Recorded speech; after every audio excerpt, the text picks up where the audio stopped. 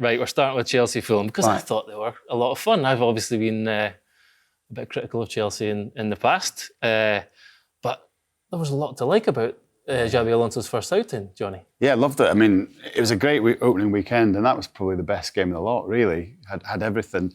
I think you could see that Alonso's going to... He's going to be attacking. He's going to be intense. He's going to bring something different to Chelsea already. It made me think of Ruben Amorim, as many things do, because I'm still sort of like befuddled and angry about Ruben Amorim. But no, just that, that whole hype around the Amorim project. Oh, this 3-4-2-1, it doesn't work in English football, and poor old Ruben because he's got this magic system and it just doesn't work in the game.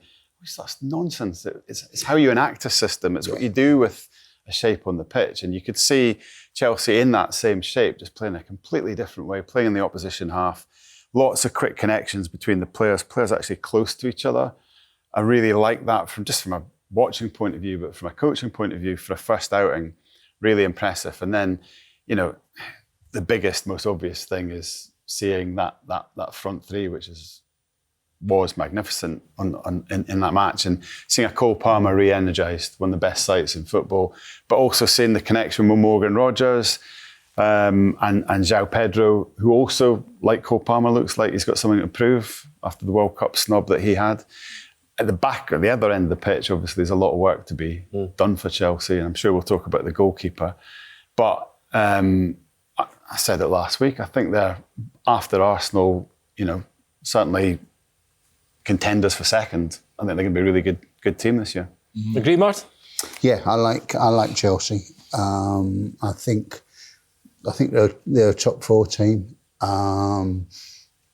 They've got players to come back. I mean, the defence was a little all over the place against Fulham, but that isn't Chelsea's defence, is it? The new signing, the fullback, Palastri, who will play either right wing back or left wing back, and then you've got Hato then might move to centre half, and there's a lot that Hato wasn't bad actually. I like it. I think he's getting a lot better, and he's not Mark Cucurella, but then Mark Cucurella wasn't Mark Cucurella when he first came to Chelsea. So I think that back 4-5 or what, I think that gets better if they change Sanchez for Martinez. I think that makes a huge difference. And then the rest of it, as John said, the front three look tremendous, look as good as anything you're going to find in the league. And it would be nice, speaking as someone who's got Chelsea fans in their immediate family, it would be nice to sit on the sofa and watch a Chelsea game without everyone being furious around me. So I've got enough problems with West Ham as it is. So, I don't really need to take on Chelsea's problems as well. And it's quite nice to see. It's quite nice to see a team playing football that you look at the money that Chelsea have spent. That's the sort of football you should be playing. Yeah. That's what your team should look like. They should be a team that's good to watch. To spend as much money as Chelsea have done and to end up quite a dull or pedestrian team, that's a complete failure. So this looked good. This looked good. Cass, best front three potentially in the league? Yeah. But I said to you last week, they're going to be fun, Chelsea, this year.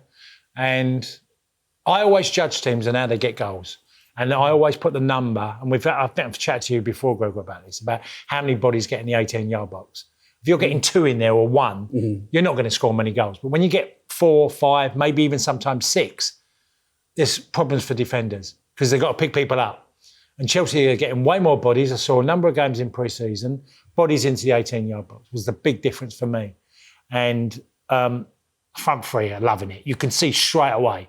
João Pedro could have had at least 2 on the night. He could have. And you're looking at Cole Palmer. Is it coincidence that he's suddenly... And look, we know he had injuries last year. But is it coincidence that there's a little bit more freedom around him? Because when he gets freedom, and if he's doing his twist and turn and he loses the ball and he hasn't got a manager going nuts at him, because, by the way, Maresca sometimes did do that last year because I was behind him in the dugout, that, losing the ball in certain positions. And he knows he can. And they'll recover. Morgan Rogers just walked into the team and it felt like he was playing Villa left side for Villa at his very best. How much does that kind of friendship But, you saw them afterwards having the interview and being best friends since they were kids, came through at Man City. Have you ever experienced that in any dressing room? Andy Townsend. We were in the same team as 11-year-olds. Then we were together at Chelsea, and we were together with Ireland. But going back to Chelsea, you're going to see a lot of this all season, the way they play, their dynamism. It's going to be hard stopping them. And their problems are obvious. You can't tell any Chelsea fans or us in football that we all know what Chelsea's problems are. It isn't scoring goals. So how have they let it come to this? Pete Rutzler wrote a piece about, there's this idea about Mike Penders coming through. They have a lot of faith in. And actually, there's kind of underlying data that supported Robert Sánchez last season as having had quite a good season, despite the fact he was dropped at periods of that season. But, if you spend the best part of £2 billion, how can you leave yourself with a goalkeeping issue? My theory on this has always been those Chelsea owners love trading, right? That's what they do. And the goalkeeper market just isn't as lucrative. So, they've been very clever at buying those, I think you've been writing about it, Martin, those sort of £20 million players, midfielders or whatever, wide players, and then turning a profit on them. Whereas the fees for keepers, and this is just, I haven't spoken to Chelsea about this, but this is just what I observe, fees for keepers are much more static. So they just don't seem to have been as active or as interested. I know they've bought lots of young goalkeepers, but in terms of trying to get first team goalkeepers, it's hard to showcase them as well as much. You can maybe play some players in the cups and give them inflate their value. But when you think about goalkeeper. Yeah, exactly. But when you think about the business they've done in every other area of the pitch since taking over, and then you compare it to what they've done at goalkeeper, they've not really tried in terms of senior goalkeepers. So I don't know. That's what I think's going on. But maybe they just think Robert Sánchez is incredible, and they've got data that none of us see. It's almost as if, until they actually put that last jigsaw piece in place and go, right, there we go, they're not expected to do, at the moment, everyone is still saying, Chelsea, top four, or, they could do, they could. Why? Well, because they've got this glaring weakness at goalkeeper, and so no one looks at Chelsea and says, this is a team that should win the title. This is a team that should be winning the title. And if they don't win the title, they've fallen short. Everyone looks at it and it's still the work in progress. Once they get Martinez, you've got Xabi Alonso as your manager. You've got Martinez, you've spent $2 billion or whatever it is, on players. Well, now someone is going to turn around and go, well, we want to do what we used to do under Roman Abramovich for this. And, it's almost, I'm not saying that it's a deliberate thing, but it's almost semi-consciously as if until we, do this, we can hide behind the work in progress. Because there's a lot more pressure when you're no longer a work in progress and someone says, right, you look at Arne Slot last season, even though they spent all of that money on new players, no one was buying, Liverpool work in progress. They won the league the previous season. Everyone thought, right, well, we should be winning the league. And when they didn't win the league and, spent a lot of the season going backwards, man gets a sack.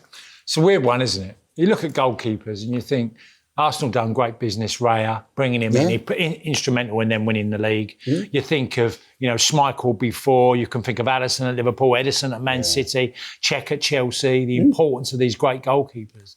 And at the moment, we're in a bit of a weird world with keepers because, and we joked there and said about the data, looking at data on goalkeepers.